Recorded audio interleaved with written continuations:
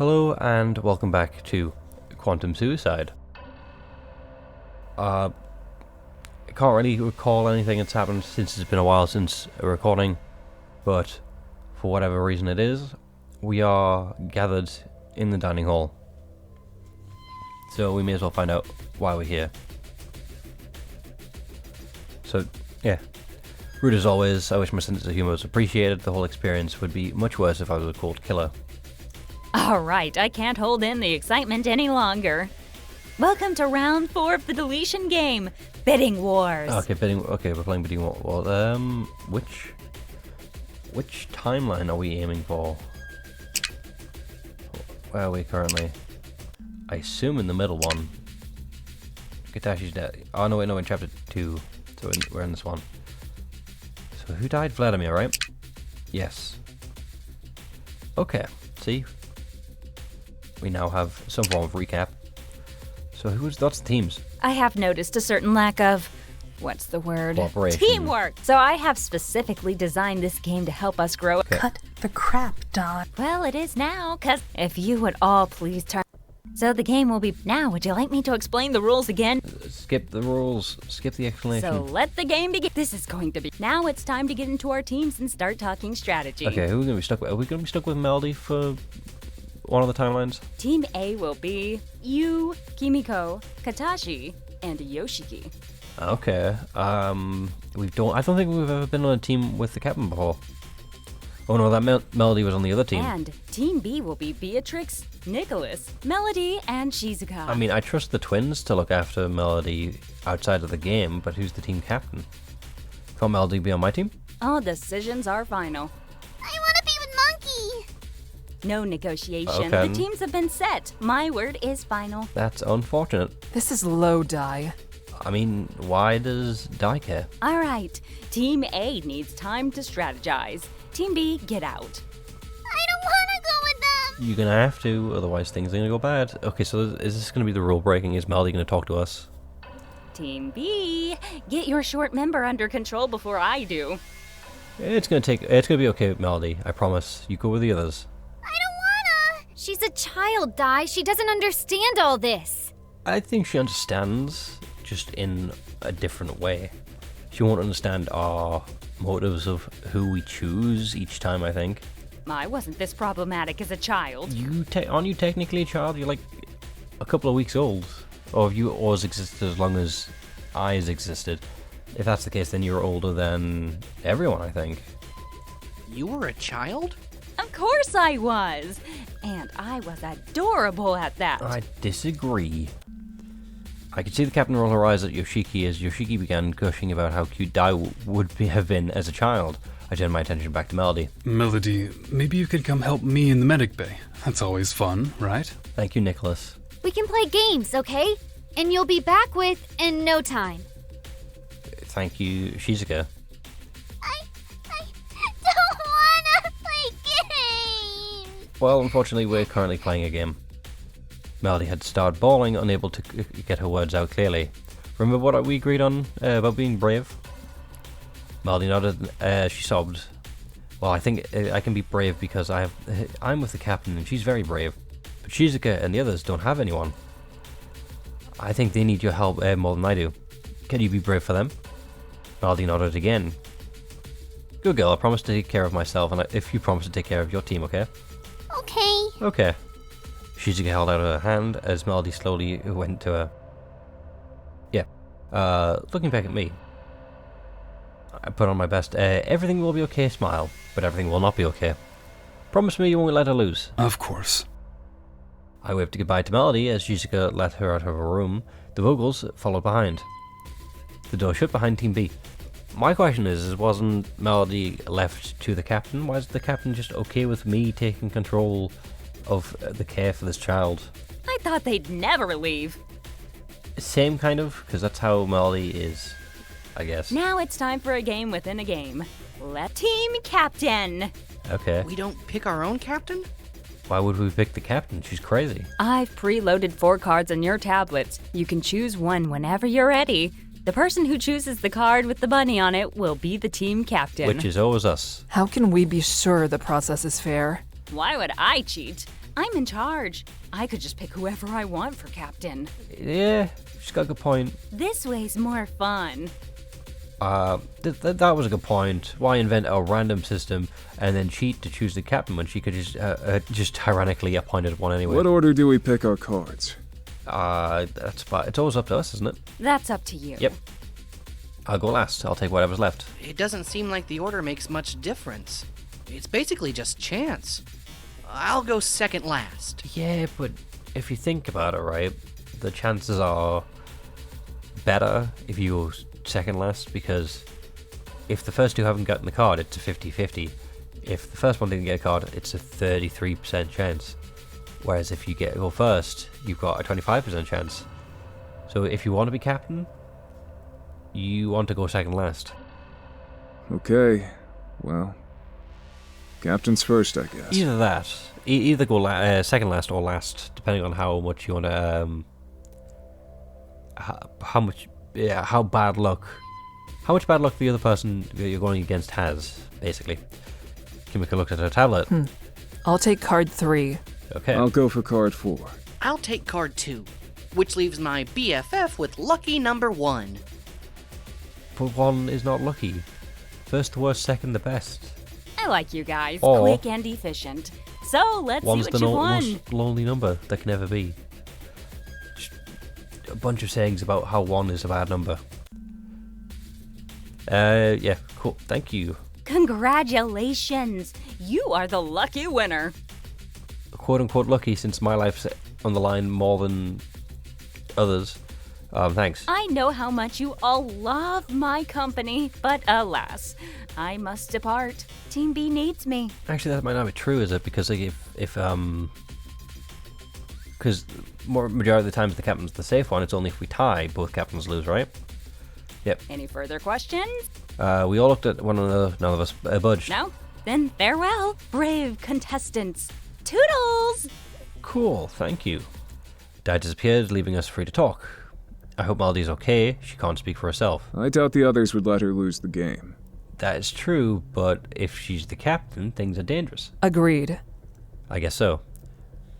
I wasn't that confident. It was one thing to say that we couldn't let Maldy end up on the least points, but that meant one of the three of them would lose, and I didn't think it was that easy to volunteer for death.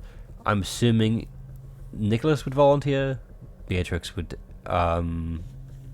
deny that, Shizuka would obviously then fight against it.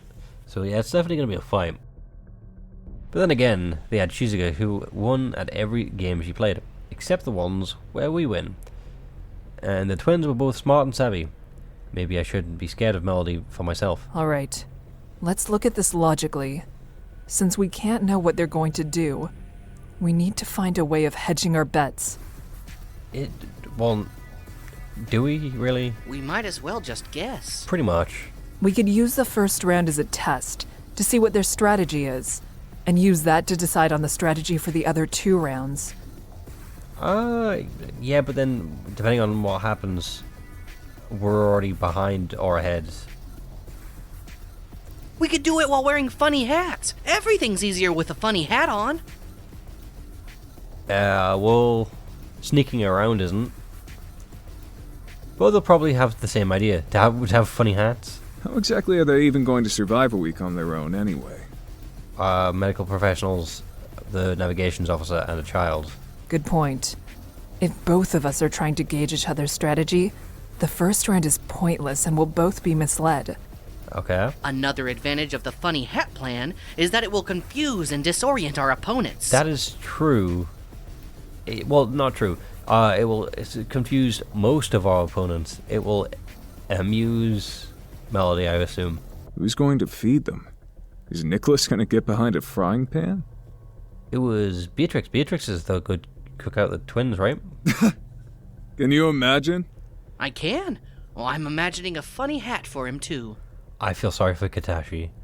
He's just trying to relate to Yoshiki, and Yoshiki's just too busy in his own world. I could see the captain doing her best to ignore the other two. So there's really 2 basic options to this game, I think. You can either give one person a very high number, or you can spread the points out more evenly.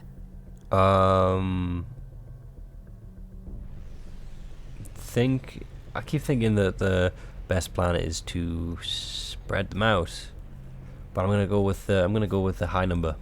Sounds about right. Is there a play we can make that has a higher chance of beating them, regardless of which of those they choose? I mean, no, I had an idea, but I realized that die would just stop me immediately. If we give our highest player a 9, that will either win or cancel out if they play a 9 too. But that leaves us with only 1 point to give to someone else, and that means they would beat our other 3 players. Well, how? What? No. That would mean another one would cancel out, and either the ones cancel each other out, or we both get 1 point each. Our one against theirs, a 0 of theirs, and their 0, what their 1 of theirs. Their 1 with the number 1 against one of ours was 0. But yeah, so how does... I don't get the player's logic here. It might be better to use lower numbers and write the highest off as a loss, focusing on the other 3. There might be... What? To use low... Okay. I'd still like to put in a word for the hat plan. Why? Yoshiki, I was sure he knew his hat plan was unlikely to win us the game. He was trying to use humor to ease the tension. It wasn't working so well. I don't exactly see Beatrix cooking either. Why are you both in your own worlds? But, though, that being said, I still see Beatrix cooking better than Nicholas. okay, I think we all need some time to process this and think about it. Let's regroup later. We do have a week. Agreed. I've got to go put some food aside. I hope they realize it's for them. Yeah, probably. Then again, I feel like Shizuka's probably just gonna eat them all. I have to check on our course anyway. I've got hats to make. Yoshiki. Yoshiki flashed a cheeky grin, and it was impossible to be annoyed at his silly behavior. And let's meet up later. We each went our separate ways, worrying about our separate concerns. Mine was on Melody, and whether or not I could trust Shizuka and the Buggles to put her safety ahead of her own. Cool. The captain was on about the game and on navigation. Katashi was on about food. Yoshiki was on about hats. I woke up feeling surprisingly rested and refreshed. We had a new deletion game, but there was no point in stressing too much about that. I know there would be a new game, but there was a whole week before we could play it. There's plenty of time to find another solution. I mean, fixing, dying, or working out on my parents' pocket watch worked. I just thought it would just simply ended on working out. It's gonna get the gains. Worrying about the game wouldn't get me anywhere, and Yoshiki had been right. Being unable to predict the opponent's strategy, we might as well just guess and hope for the best. Funny hat or not. There was one thing I felt justified worrying about. I summoned I as I finished getting dressed. Hello, how can I assist you? Could we not use I as like a messenger pigeon sort of thing? Where we tell I to relay a message to the other team. And... because, like, there's two possibilities. Either Dai will consider that communication between teams, because you are communicating between teams. But however, it's also not communicating between teams because it's not you who is communicating, it's I who's communicating. Because the rules never say anything about I being the one who can't talk to the teams. Can you tell me who Melody is with and what they are doing? I'm not allowed to ask them directly, and I don't think Dai would like it if I pass a message through. Okay, never mind. Never mind, the player just answers it immediately. But can you just tell me what she's doing? Melody is in Shizuka's quarters. Shizuka is teaching her how to play a video game. Is Shizuka losing? Does she seem okay? Is she happy? Melody is interested in the game and is not currently showing any obvious signs of distress. Okay, you said obvious signs. What about the unobvious signs? That's good, I guess. Thanks, I. Satisfied that Melody was okay, I decided to spend the rest of the day thinking about the pocket watch. I still didn't understand how it was supposed to work, but maybe one of the others would have some ideas. Perhaps I needed a fresh pair of eyes. The most obvious choice was to show the watch to the captain, but I wasn't sure she'd believe me about dimensional travel. I was more comfortable with Yoshiki, and he was an engineer, but he might not take me seriously enough. Perhaps Katashi? He does dig holes. Well, I mean, I suppose, in order to plant seeds. Ooh, good choice, good choice. I'm gonna go with... I'm kind of, like, from an engineer's perspective, I'm curious of what Yoshiki would say, because, obviously, Yoshiki should have the answers of, because how do you engineer multi-dimensional travel? So I'm curious of what he would have to say. Whereas you've got agriculture and the captain, so I'm gonna go with Yoshiki. I found Yoshiki in the engine room. He had removed the panel protecting the ship's mainframe and was elbow deep in wires, comforting himself with about looking inside. Aha! Found you! Nope, I found you. Oh, good morning. Yoshiki immediately removed his arm from the mainframe and got up to give me a hug. It's not covered in, like, oil or something, right? Good morning. Okay, cool. You sound extra happy today. What did you find inside there? I'm pretty sure the ship has the capacity to change Ai's soft light hologram projection to a hard light figure. Okay. Do you not want to do that after we get rid of Dai? Because if you do that beforehand, Dai could literally just beat us to death. That would make her practically physical, able to touch and interact like a human. Which is not a good thing at this current moment in time. Any other time, yes. Cool, and problematic. But before you can get carried away with that, can I interrupt you and show you something? Sure. What's up, BFF? I took out my pocket watch and showed it to him. Found this with my parents' research. It's a pocket watch, an old-fashioned kind. Oh, it's nice. Retro. Cool. I wouldn't call it retro. I think it's part of their work and around interdimensional travel. I think it's for traveling between alternate realities. Yoshiki was listening intently as I explained. I don't know how it works or what exactly it's supposed to do, but my parents obviously believed it would work, and that makes me believe too. Of course, that makes sense. I don't know. I don't find it easy to believe based on someone else's belief. I suppose, not necessarily believe. I guess trust is more appropriate for what I would think. Like, if someone you trusted someone else, but then your mutual friend obviously wasn't in the picture, the best you could do is would be trusting the trust that they had. What do you think that has to do with interdimensional travel? Do you think it could transfer the whole ship? I'm gonna. Let's stop him from making a problem first. What? Why wouldn't it be? Because then Dai could take over. She could touch and interact and be one of us. She'd like that. We could finally hug her. I mean, yeah, she would like that, but so would Dai. Yeah, but what would Dai?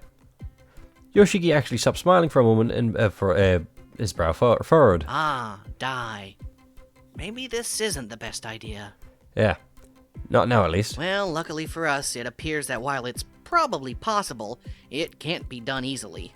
Well, good thing we got the best engineer on the job. It appears that someone or something is preventing me from doing it. Like the gods or the game creators. Like there's a block in the programming of the system that doesn't allow the hard light capacity to be switched on. But the hardware is definitely here and ready. Okay, then. So Dai and I can become hard light, but the captain's mother put in a thing to make sure it couldn't happen. Why? Sounds like the block. Like the block for now might be a good thing. We don't want Dai to discover it. Yeah, that's true. I'll leave it alone for now. But I am still excited for when I can be hugged. Well, that's +1 reason to stay alive. Well, I better go. Okay. I suppose I should get to the other panels. I'll be here if you need me. Cool. Alright, just be careful when you do the whole hard light thing. Careful is my middle name. That is clearly not true based on the fact we know about your family and your habits. I decided to go back to my quarters and look through my parents' research notes. Maybe it would be a good time to summon I, so we could talk about die and her deactivation codes. Figuring out the watch wouldn't be so urgent if we could stop die from slaughtering the rest of the crew. The crew. I sat on the bed and with the papers and tablets sprawled over the bed. Nothing. Still nothing. This is so frustrating.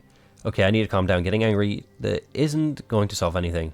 I threw myself back on the bed and stared at the ceiling for a long time before I suddenly was bathed in the warm glow of I's holographic interface. I am sorry to interrupt. You better be. Don't worry about it, I. You weren't interrupting anything. What's up? I found some more information that may be useful against dye. What is it? What would it be? I've discovered that it's possible to input the Okay, so deactivation it's stuff we code already into know. any terminal. Unfortunately, Nope. I tried. I am glad. Cool. I must. Thanks for the help. Anyway. High chance of clearance, probably take information on a Yumu. If I want to get work on this code. Return my attention to the watch. Okay, put yourself together. You work this out. I sift through my parents' papers and tablets to see if I had missed anything. But no clues. Am I supposed to click something? Okay. I woke up on Wednesday morning, but I felt like I hadn't slept at all. I couldn't remember having any bad dreams. But something had to make me my sleep restless. I felt the need to be with someone and looked at my tablet to see who was where. Thanks to Dai's stupid no contact rule, my options were pretty limited. Yoshiki wasn't in any room on the map. It looked like he was in some sort of maintenance shaft. That would rule him out. I was not in the mood for splunking that early in the morning.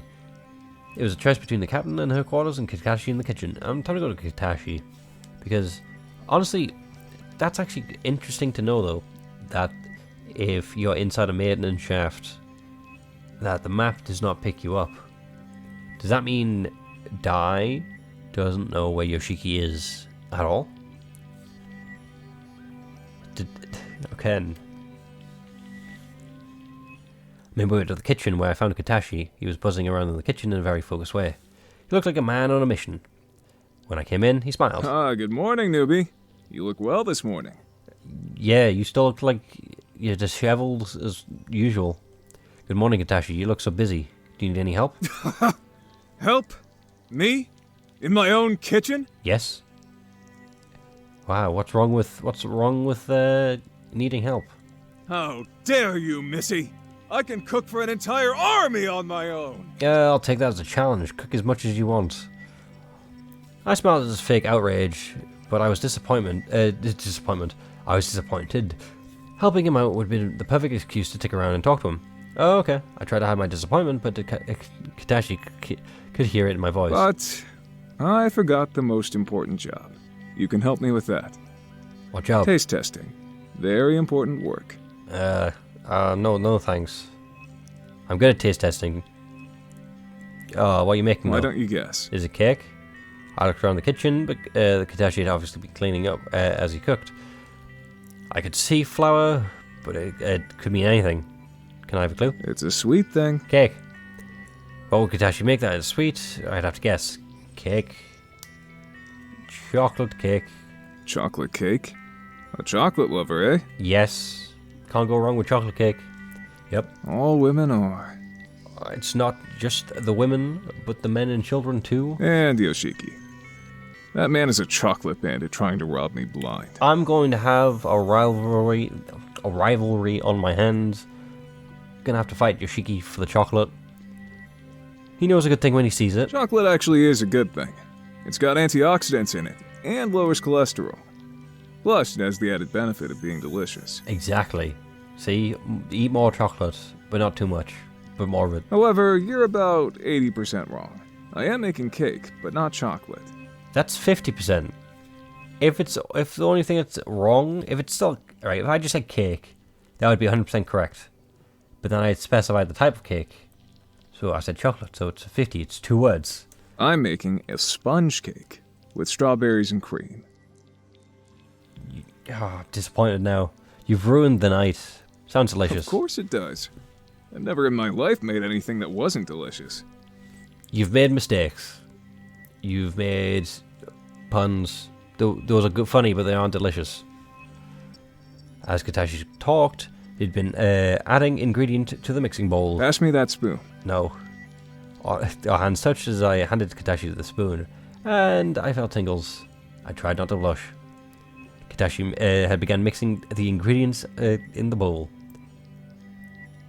His arm moved very fast, noticing how strong and muscular his arm was. What will you... Oh no. Katashi had the bowl tightly against his chest and to mix, and suddenly the bowl had pitched backwards. He got straight... Wait. He got straight again pretty quickly, but it was too late. Huge... globule of cake mix had spilled onto his chest. Well, plenty more where that came from. Shame. Anyway, guess you'll have to change it to chocolate cake now. Without even hesitating, Katashi whipped his shirt off, letting it all fall to the floor. Clearly, this is affecting my ability to speak. I tried not to stare, but failed. Wow. I could tell with the shirt on that Katashi was well built, but his naked torso right in front of me to examine, I could see I underestimated. Yeah, no, that you'd think he was a bodybuilder. Well, this is ready for baking, but it's gonna need a taste test. I understand how farming can be good for to build muscles and stuff. I don't think you get this built from just farming and being the chef alone. Though, to be fair, though, we are in space. I guess that would also take some training as well. Katashi ran his fingers across the mixing spoon, putting a blob of mixture on his finger. He held it out for me. No, why did I... Fair enough, you probably washed your hands before touching food, but you've touched the food that you're making. Fair enough, it's in the spoon, but the spoon's probably going to go back into the mixing bowl. No. Here. No. His finger was right up under my nose, so I opened my mouth and licked the mixture off his finger. That's, it's good. It's not. It's creepy. I could feel that I was pushing it so hard on my face that it must have been bright scarlet. Right. No. Katashi winked as he smirked playfully. I gotta buy. But more taste testing. No. Put your shirt back on. Go away. Maybe later. I just recommend that... I just remember I need to wash my hair. I made my way out of the kitchen quickly, the scene playing over and over in my head.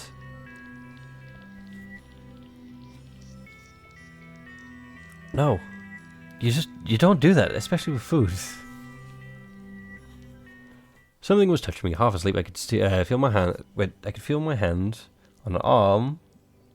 What?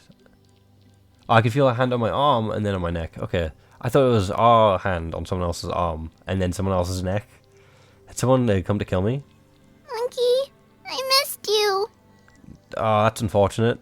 But I did call it. We were going to break the rules. What?